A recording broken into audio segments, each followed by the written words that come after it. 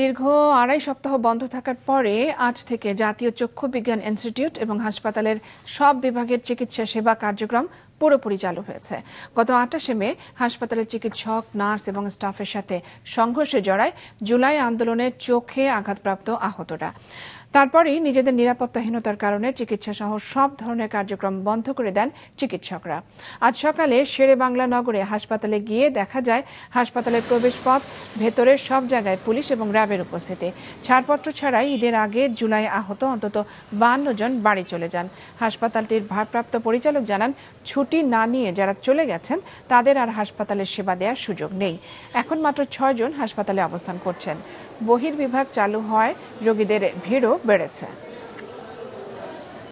হাসপাতাল কর্তৃপক্ষই আমাদেরকে ডেকেছেন, আমরা তাদের নিরাপত্তা নিশ্চিত করার জন্য এখানে এসেছি এবং এখন পর্যন্ত নিরাপত্তাজনিত কোনো আলামত দেখা যায়নি। আমরা চোখ কান খোলা রেখে কাজ করছি, আমাদের পাশাপাশি র্যাবও রয়েছেন। চোখটা ফুলে আছে এই কারণে, তারপর ম্যাডামরা ভালোভাবে দেখা সুন্দরভাবে বুঝাই দিছে যে 2টা ওষুধ। আজকে অবশ্য আমি যেখানে যেখানে দেখানোর কথা সেখানে আমি দেখাতে পেরেছি।